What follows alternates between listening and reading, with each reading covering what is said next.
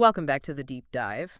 Our mission is to take the deepest, densest sources you share with us, synthesize their core arguments, and deliver the essential insights directly to you. Today, we are undertaking a truly massive synthesis. We're doing an in-depth exploration of the text, The Cosmic Lie, reclaiming the stolen legacy of melanated peoples. And the first thing to note, really, is the intent behind it. This isn't presented as some, objective academic paper. The author describes it as a love letter to your soul and a map to your own buried treasure. The whole point is to guide you back to a forgotten identity. That framing is so crucial because the source material, it blends so many disciplines together almost seamlessly. It's a synthesis of ancient African spiritual traditions. You've got Kemet, Yoruba, Dogon, but also modern ideas in physics and biology and wisdom from various elders. It's all presented as a blueprint, really, a blueprint for the spiritual and economic liberation of what the source calls melanated seekers. And the central concept, the massive core claim driving this entire deep dive, is that humanity has been subjected to a deliberate strategy. A strategy of systematic suppression. The argument is that our true history, our cosmic identity, our inherent power, it's all been intentionally concealed. To maintain control. To maintain control over our collective future. And that's systemic distortion. That's the cosmic lie we're here to unpack. To understand the suppression, we have to start where the source begins, creation itself. So let's unpack this claim that the universe didn't start with a big bang. Right. The text, especially when it's interpreting Nile Valley wisdom, claims creation began not with a bang, but with hum, a foundational resonant hum. A hum, like a sound. A continuous vibration. The universe's baseline energy is primordial song. And the claim is that ancient African traditions, they didn't just understand this as a concept, they actually codified it. Absolutely. They built it into spiritual laws. You see it in concepts like Heka from Kemet. Heka, that's the power of the spoken word. Exactly. The magical force in the spoken word. The ability to literally shape reality with sound, with frequency. Yeah. And in the Yoruba tradition, you have Ace, the life force energy that makes things manifest. It ensures things happen as they're intended. That's a pretty radical interpretation. How does the source connect that ancient knowledge to, say, modern science? It argues that modern quantum physics is only just now catching up. For instance, it says string theory. The idea that particles are just vibrating strings is really just a pale echo. A pale echo of what? Of this ancient understanding that the entire universe is fundamentally vibration, frequency, and resonance. Okay, let's ground this in a specific example, the Kemet cosmology. The text keeps coming back to it, so we need to understand its structure. We do. Kemet's creation story is this incredibly sophisticated allegory. It begins with none, the primordial watery abyss. But not a physical void. No, not at all. It's undifferentiated consciousness, pure potential. And from none arises Adam, the self-created one. But the central map for the soul is the story of Osar, or Osiris. Who is murdered and fragmented. And then reassembled, resurrected by his wife, Osset, or Isis. And why is that specific myth so critical to this text? Because the text argues it's a model for the soul's journey. The unified soul descending into fragmented matter. And the promise is that you can retrieve that fragmented wisdom. And reunify with the divine. Exactly. That's a map for transformation, one that you can apply directly to your own spiritual journey. Okay, so from that abstract cosmology, we now move into biology. And this is where the text makes, I think, its most radical claim. Melanin. Melanin is completely redefined here. It's not just pigment, not just for UV protection. It's described as a divine technology. A divine technology. Yes, a highly advanced carbon-based biopolymer that functions as a living stargate. The claim is it's a superconductor. A superconductor. For what? For cosmic energy. It can absorb it, store it, transmit it. It basically makes the human body a kind of nexus for deep space communication. And the physical center of this technology is a tiny gland in the brain. The pineal gland. Correct. Often called the third eye or the seat of the soul. It has a huge concentration of melanin. And then the text takes a sharp turn. It alleges a secret war has been waged against this gland, specifically pointing to the widespread introduction of fluoride into water supplies. Okay, walk us through that. What is the alleged purpose of putting fluoride in the water? The source material is very direct. It asserts that fluoride is a weapon designed specifically to calcify the pineal gland. To harden it. To harden it, exactly. And the result, they claim, is a physical and spiritual disconnect. It cuts people off from higher consciousness, from intuition, from spiritual sight. Trapping them in the five-sense reality. The Matrix. Precisely. So if the body's spiritual antenna is compromised, the first step to liberation has to be repair. Bruh. What tools does the source offer for decalcification? It's a multifaceted approach. A clean, alkaline diet is number one, avoiding toxins and processed foods. Spiritually, it recommends sun gazing. But only during safe hours, Yeah. right? Oh, yes. Sunrise and sunset to absorb specific solar frequencies. And crucially, sound is seen as medicine, using specific tones and frequencies to physically break up that calcification. That brings us from the cosmic down to the physical body. But if the body is this divine technology, why did we forget how to use it? Which leads us to the historical argument, the stolen legacy. Right. The text claims that for thousands of years, Africa was the center of the world, while Europe was in barbarism. And this section is all about providing the historical evidence to challenge the dominant Western narrative.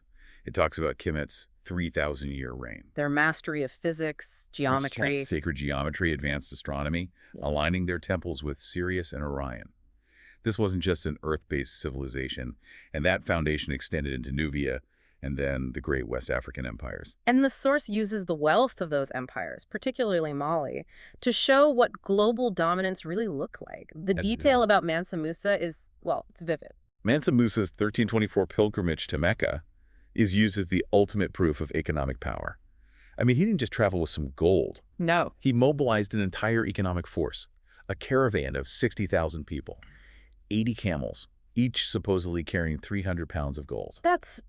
It's just staggering. And when he got to Cairo, his spending, it was so massive, so unregulated, that it crashed the value of gold across the entire region for more than a decade. It forces a complete reframe of who held power in the world at that time. It absolutely does. And then the source reminds us of the Moors, the North African black Muslims who ruled Spain al-Andalus for almost 800 years. And the contrast they draw between that society and the rest of Europe is stark. It's essential to understanding the knowledge gap, as the source calls it. You have Cordoba, the capital, with paved streetlights, over 70 public libraries. 70 libraries, well, London and Paris were. Muddy, disease-ridden settlements, no sanitation.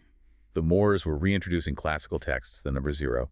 They were directly fueling what would eventually become the European Renaissance. And yet, this entire history was systematically removed. The great forgetting, as the text calls it. And it was calculated, not accidental. The text frames it as a campaign of cultural genocide and psychological warfare. With specific examples, like the Library of Alexandria. The multiple destructions of the Library of Alexandria, yeah. The source puts a lot of the blame on the early Christian church for trying to stamp out any wisdom that challenged its dogma. And the theft of physical artifacts is seen as literally stealing a people's soul. Yes. The looting of the Benin bronzes in 1897 is a key example, described as stealing the soul of our people, a spiritual violation. It all leads to what the text calls mental slavery. Soul murder. Soul murder, a system to strip dignity and instill self-hatred. The ultimate goal being to keep people disconnected from their true spiritual lineage. Which is why the concept of Sankofa is so important in the text. Go back and get what you've forgotten. Exactly. You have to go back and fetch it to be free. Okay, let's go from history back to the stars. Because the sources claim the human story is fundamentally a cosmic one with extraterrestrial involvement. This is the galactic heritage part. Yeah. And the primary evidence used is the Dogon people of Mali. The text details how the Dogon had this incredibly specific astronomical knowledge about Sirius B. Which is a companion star to Sirius A, and it's invisible to the naked eye. Completely invisible. Yet they knew its 50-year elliptical orbit. They knew its extreme density. They knew this stuff centuries before Western science could even confirm the star existed. Which is hard to explain. Where did they say this knowledge came from? According to their traditions, which the source validates, it came from the Nomo. The Nomo. Amphibious humanoid beings from the Sirius star system. They saw them as teachers. This brings us to the source's most radical cosmology, the idea of a cosmic war, a perpetual conflict between two types of extra-dimensional beings here on Earth. This is the core conflict of the whole text. You have the benevolent divas versus the invading, destructive Asuras. And the divas are the guardians. The original guardians. Master geneticists who seeded the original divine humanity. The Asuras are the invaders, the lords of limitation. And the text identifies these Asuras as the architects of the Matrix. What exactly is this Matrix? It's a total system of control, based on fear, ignorance, division. The source claims this matrix manifests today through things like global capitalism, centralized media, rigid religious dogma. Anything that keeps human consciousness tethered to a low frequency. You got it. And the reason for this invasion, it comes down to resources. It always does. The Asuras, who are often identified as the Anunnaki, came here to mine gold. And to do that, they encountered the original human, the Namlu. Described as multidimensional, melanated beings of light. Fully conscious beings. Yeah. So the Asuras didn't enslave them directly. They engineered a slave race. They performed a genetic downgrade. A downgrade. How? The text is very specific. It claims they deactivated 10 of our original 12 DNA strands. The same strands modern science just dismisses as junk DNA. So they locked out most of our functionality. It's like taking a supercomputer and forcing it to run in safe mode. They also inserted genetic sequences for fear and aggression.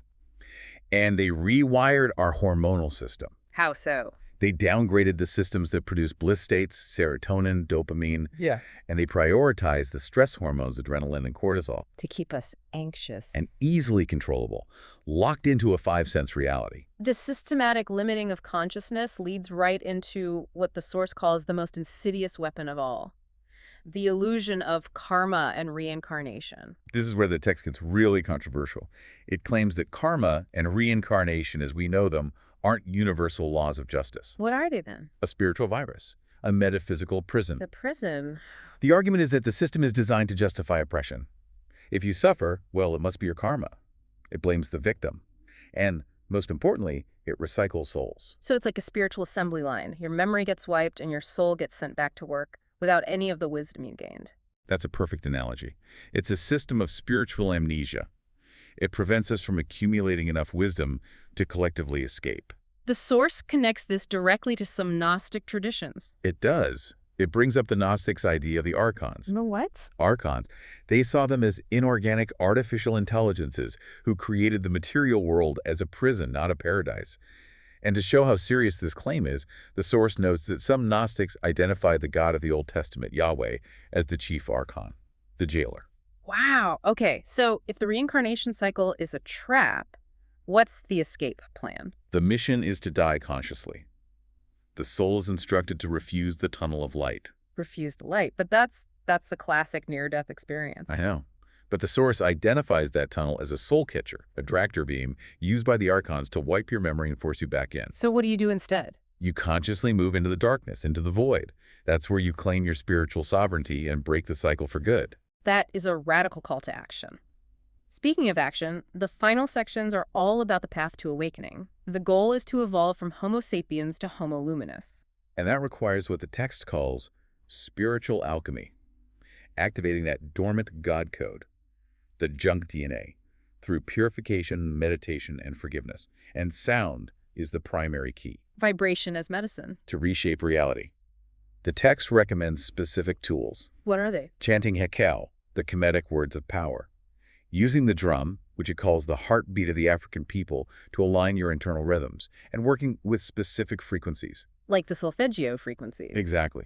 Like 528 hertz for transformation at a cellular level. The text also says the world is suffering from a deep imbalance, and it calls for the return of the divine feminine. It's very clear on this. It says we're drowning in an unbalanced, destructive masculine energy of conquest and materialism. The return of the goddess Aset, Yamaya, Oshun, is essential for balance.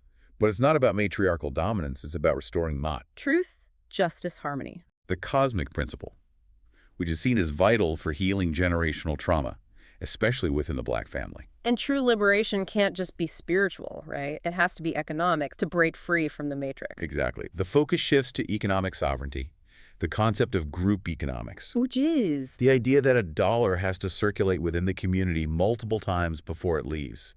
The source gives practical steps. Start your own businesses, own land, achieve food sovereignty, build cooperatives. All based on those Moss principles. All based on harmony and justice. These are some intense concepts, but the source doesn't leave you hanging. It offers immediate, actionable tools. The sovereign daily practice. It does. It details things you can do today. A morning routine with sun gazing and affirmations like, I am a sovereign being and I am free. It also puts a strong emphasis on creating an ancestral altar, a simple space to communicate with and heal generational trauma. And dream work. And dream work. using lucid dreaming and dream incubation to get guidance directly from the astral realm. The scope of this is just immense. It weaves together history, genetics, cosmology, and daily practices. But the final message seems to be that the Great Awakening is not a future event. It's a present reality that requires active, conscious creation.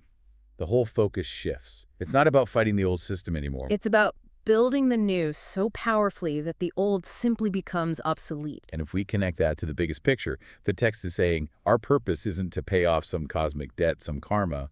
It's to remember and use our divine power. And that leaves a pretty important question for you, the sovereign soul listening. If the reincarnation cycle really is a conscious trap designed to stop you from accumulating wisdom, what responsibility does that place on you to consciously choose your destiny at the moment of death? To refuse that light? And more importantly, how does that change every single choice you make today? A deeply provocative thought. That's one that warrants immediate consideration and definitely further personal exploration. Thank you for helping us synthesize this truly challenging body of work. It was a rewarding synthesis. Until next time, keep digging for the truth.